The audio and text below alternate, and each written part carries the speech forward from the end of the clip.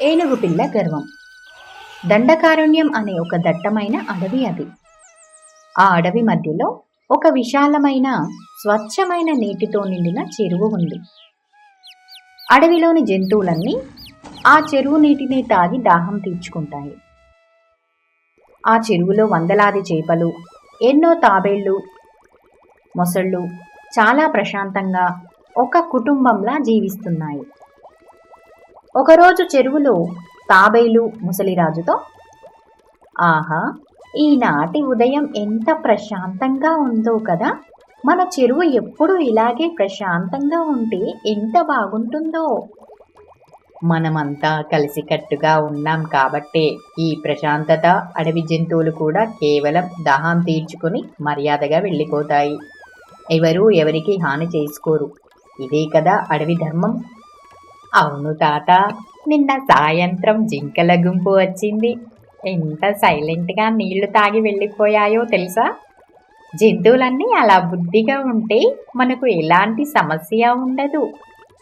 అలా మాట్లాడుకుంటూ ఆనందంగా గడుపుతున్న సమయంలో అడవిలో భూమి కంపించినట్టుగా పెద్ద ఏనుగుల గుంపు చెరువు దగ్గరకు చేరుకుంది. అందులో గజరాజు ఎంతో హుందాగా నడుస్తుండగా అతని వెనుకే అతని కొడుకు భీముడు అనే పిల్ల ఏనుగు వస్తున్నాడు. భీముడికి తన ఆకారం, బలం చూసుకొని ఎక్కడా లేని గర్వం, తను ఏం చేసినా ఎవరూ అడగరనే అహంకారం. ఒరేయ్ భీముడు, నెమ్మదిగా నడువు. ఇతరులకు ఇబ్బంది కలగకుండా నడవడం నేర్చుకో. ఆ చెట్లను ఎందుకు విరిచేస్తున్నావు? మనం నీళ్లు తాగడానికి వచ్చాము, అడవిని నాశనం చేయడానికి కాదు. నాన్న, నేను మామూలు ఏనుగును కాదు. నాలో ఎంత బలం ఉందో తెలుసా? నా కాళ్ళ దెబ్బకు ఈ అడవి వణికిపోవాలి. ఈ అడవికి రాజుగా ఉండాల్సిన వాడిని నేను. బలం ఉంటే దాన్ని కాపాడుకోవాలి కానీ ఇలా ప్రదర్శించకూడదు. ఎప్పటికైనా నీ గర్వం నీకే ప్రమాదం తెచ్చిపెడుతుంది. జాగ్రత్త. నన్ను ఓడించే ధైర్యం ఈ అడవిలో ఎవరికి ఉంది నాన్న? సింహాలు, పులులు కూడా నా ఆకారం చూసి పారిపోతాయి. తండ్రి మాటలను పిడచెవిన పెట్టిన భీముడు నేరుగా చెరువులోకి దిగాడు. దాహం తీర్చుకోవాల్సింది పోయి తన తొండంతో నీటిని ఇష్టం వచ్చినట్లు కొట్టడం మొదలుపెట్టాడు. బురదను పైకి లేపుతూ చెరువు నీటినంతా బురదగా మార్చేశాడు. భీముడు చేస్తున్న అల్లరికి చెరువులో ఉన్న జలచరాలన్నీ భయంతో వణికిపోయాయి. నీరంతా బురదమయం కావడంతో చేపలకు శ్వాస తీసుకోవడం కష్టంగా మారింది. ఒరేయ్ భీముడు, ఏంట్రా ఈ అల్లరి? మా ప్రాణాలు పోతాయి. ఏంటి ముసలి తావేలు, నీ ప్రాణాలు పోతే నాకేంటి? నేను ఈ చెరువులో ఆడుకుంటాను. నా ఇష్టం వచ్చినట్లు గెంతుతాను. దమ్ముంటే నన్ను ఆపండి చూద్దాం. మకర ముసలిపిల్ల కోపంగా నీటిపైకి వచ్చి, ఏయ్ భీముడు, ఇది మా ఇల్లు. నువ్వు దాహం తీర్చుకుని వెళ్ళిపోవాలి, కానీ మా ఇంటిని నాశనం చేసే హక్కు నీకు లేదు. మర్యాదగా నీటిలోంచి బయటకు వెళ్ళు. ఓహో, నన్ను బయటకు వెళ్ళమనే ధైర్యం నీకు ఎక్కడి నుంచి వచ్చిందిరా చిట్టి ముసలి? నేను తలుచుకుంటే నా తొండంతో నిన్ను ఎత్తి ఆ చెట్టు మీద విసిరేస్తాను. బలం ఉంటే ఇతరులను భయపెట్టడం కాదు, అకారణంగా ఇతరులను ఏడిపించడం పిరికివాళ్ల లక్షణం. నీ శరీరమే పెద్దది, కానీ నీ బుద్ధి చాలా చిన్నది. ఏమన్నావు? నన్నే పిరికివాడంటావా? రేపు మళ్ళీ వస్తాను. రేపు ఈ చెరువులో మీరు ఎలా బతుకుతారో నేను చూస్తాను. ఈ చెరువు నాది, నా మాటే శాసనం. భీముడు గట్టిగా ఘీంకరిస్తూ చెరువులోంచి బయటకు వెళ్ళిపోయాడు. కాని అతను చేసిన అల్లరికి ఆ రోజంతా చేపలు, తాబేళ్లు ఆ బురద నీటిలోనే నరకం అనుభవించాయి. రాత్రి అయ్యింది. ఏనుగులు అన్నీ వెళ్ళిపోయాయి. కాని చెరువులోని జలచరాలకు మాత్రం నిద్ర పట్టలేదు.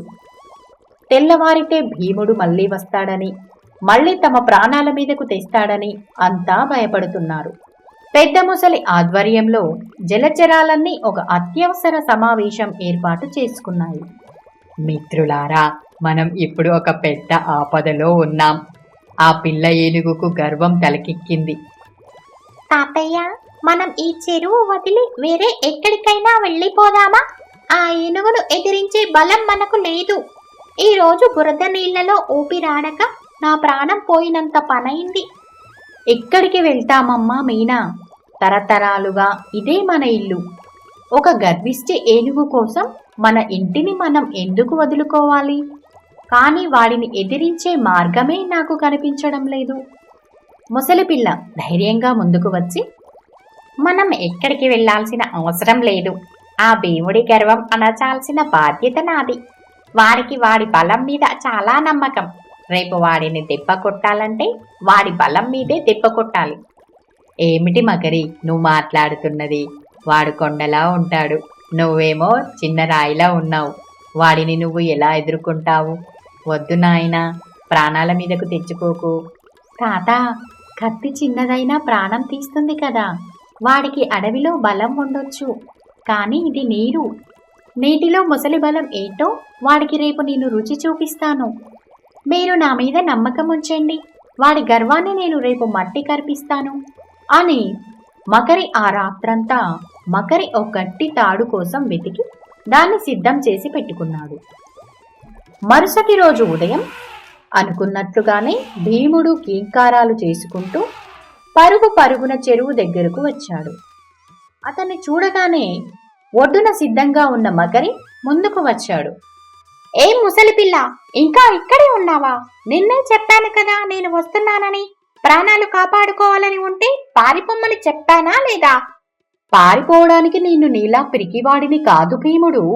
నీకు నిజంగా బలం ఉంటే, ఆ బలం మీద నమ్మకం ఉంటే నాతో ఒక పందెం కాస్తావా? పందెమా? నాతోనా? పిచ్చి ముసలి, నీకు మతిపోయిందా? ఒక చిన్న అడుగు వేస్తే నువ్వు చితికిపోతావు. నువ్వు నాతో పందెం కాస్తావా? మాటలు ఎందుకు భీముడు? పందెంలో గెలిచి నీ బలం నిరూపించుకో. ఇదిగో ఈ లావాటి తాడు చూశావా? ఈ తాడుకు ఒక వైపు నువ్వు పట్టుకో, రెండో వైపు నేను పట్టుకుంటాను. నువ్వు ఒడ్డున ఉండు, నేను నీటిలో ఉంటాను. నేను నీటిలోకి వెళ్ళి తాడు లాగుతాను. నువ్వు నీ బలాన్నంతా ఉపయోగించి నన్ను నీటిలో ఉంచి ఒడ్డుకు లాగాలి. ఒకవేళ నువ్వు నన్ను ఒడ్డుకు లాగితే నువ్వు గెలిచినట్లు. అప్పటి నుంచి నేను ఈ చెరువులోని జలచరాలన్నీ నీకు బానిసలుగా ఉంటాం. ఓహో, ఒకవేళ నువ్వు గెలిస్తే? ఒకవేళ నేను గెలిస్తే నువ్వు ఈ చెరువులో ఉన్న జలచరాలను ఎప్పుడూ ఏమీ అనకూడదు. చెరువు నీటిని పాడు చెయ్యకూడదు. ప్రశాంతంగా నీళ్లు తాగి వెళ్ళిపోవాలి. ఇది నా షరతు. సమ్మతమేనా? హా, ఒక్క ఏనుగు ముందు ముసలిపిన్న బలం ఎంత? నా తొండంతో ఒక్క లాగు లాగితే నువ్వు గాల్లో ఎగురుకుంటూ వచ్చి నా కాళ్ల దగ్గర పడతావు. చూస్తుండు, నేను సిద్ధం. పందెం మొదలు కావడానికి సిద్ధమైంది. అడవిలోని జంతువులన్నీ ఆసక్తిగా చూడసాగాయి. అందరిలోనూ ఒకటే ఉత్కంఠ, ఏనుగు ముందు ఆ చిన్న ముసలి ఎలా గెలుస్తుందని. మకరి ఒక దృఢమైన పెద్ద తాడు ఒక కొనను తన బలమైన దవడలతో గట్టిగా పట్టుకొని మెల్లగా నీటి అడుగు భాగానికి వెళ్ళిపోయాడు. నీటిలో ముసలి దవడల బలం, తోక బలం ఎంత భయంకరంగా ఉంటాయో భీముడికి తెలియదు. భీముడు ఒడ్డున నిలబడి తాడు రెండవ కొనను తన తొండంతో చుట్టి తన 4 కాళ్లను నేలకు గట్టిగా అదిమిపెట్టాడు. రెడీ అయ్యావా మకరి? ఇక నీ బ్రతుకు గాల్లో కలవబోతుంది చూడు. 1, 2, 3 లాగుతున్నా. భీముడు ఒక్కసారిగా తన బలాన్నంతా ఉపయోగించి తాడును వెనక్కి లాగాడు. కాని ఆశ్చర్యం, తాడు ఒక్క అంగుళం కూడా ముందుకు రాలేదు. తాడు అటువైపు ఒక పెద్ద కొండకు కట్టేసినట్లుగా బిగుసుకుపోయింది. భీముడికి చెమటలు పట్టాయి. ఇదేంటి, తాడు అస్సలు కదలడం లేదు. ఆ చిన్న ముసలి పిల్లకు ఇంత బలం ఎక్కడిది?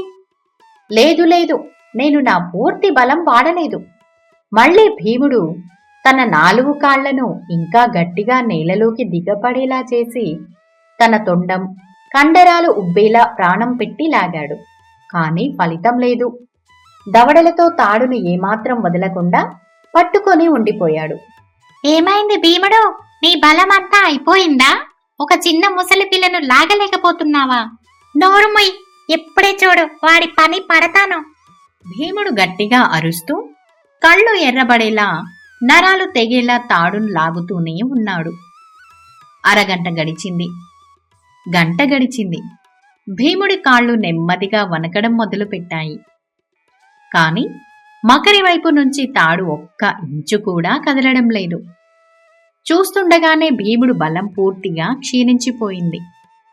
అతని అహంకారం, గర్వం అన్నీ ఆ తాడు లాగుడులో కరిగిపోయాయి. ఇక లాగలేక తాడును వదిలేసి ఆయాసంతో అక్కడే కుప్పకూలిపోయాడు భీముడు. భీముడు నేలమీద పడిపోయి ఆయాసపడుతుండగా తాడును వదిలేసిన మకరి మెల్లగా నీటిలోంచి బయటకు వచ్చి ప్రశాంతంగా నడుచుకుంటూ భీముడి దగ్గరకు వచ్చాడు. ఏమైంది భీముడు? ఈ అడవికే రాజువి కదా నువ్వు. ఈ చిన్న జంతువు ముందు నీ బలం ఏమైపోయింది? నన్ను గాల్లో ఎగరవేస్తాను అన్నావు కదా. నేను ఓడిపోయాను మకరే. నీ బలం ముందు నేను నిలబడలేకపోయాను. ఇంత చిన్న శరీరంతో నీకు అంత బలం ఎలా వచ్చింది? నాకు బలం ఎక్కడి నుండి రాలేదు భీముడు. నువ్వు ఒక విషయం మర్చిపోయావు. ఎవరి బలం వారిదే. నేల మీద నీకు ఎదురు లేకపోవచ్చు, కాని నీరు నా సామ్రాజ్యం. నీటిలో నన్ను ఓడించడం ఏ జంతువు తరం కాదు. ఎవరైనా వాళ్ళ స్థానాల్లో వాళ్ళు బలవంతులే. ఎదుటి వాళ్ళు చిన్నవాళ్లని, వాళ్ళకి ఏమీ చేత కాదని తక్కువ అంచనా వేయడం నీ అజ్ఞానం. గజరాజు అక్కడికి వస్తూ, చూశావా భీముడు, నేను అప్పుడే చెప్పాను నీ గర్వం నీకు ప్రమాదం తెస్తుందని. ఈరోజు ఒక చిన్న ముసలిపిల్ల నీ అహంకారాన్ని ఎలా అణిచివేసిందో చూశావా? బలం అనేది రక్షించడానికి వాడాలి, కాని ఇతరులను భయపెట్టడానికి కాదు. నన్ను క్షమించు మకరి. నా శరీర బలం చూసుకుని నా బుద్ధిని మర్చిపోయాను. ఇక మీ ప్రశాంతతకు నేను ఎప్పుడూ భంగం కలిగించను. చెరువులోని జలచరాలను ఇక నుండి నా కుటుంబంలా కాపాడుకుంటాను. ఆ రోజు నుంచి భీముడి ప్రవర్తన పూర్తిగా మారిపోయింది. నీతి, గర్వం, అహంకారం ఎప్పటికైనా పతనానికే దారితీస్తాయి. ఎవరి బలం వారిదే. ఇతరుల ఆకారం చూసి వారిని తక్కువ అంచనా వేయకూడదు. మన బలాన్ని ఇతరులకు మేలు చేయడానికి ఉపయోగించాలి, కానీ హాని చేయడానికి కాదు.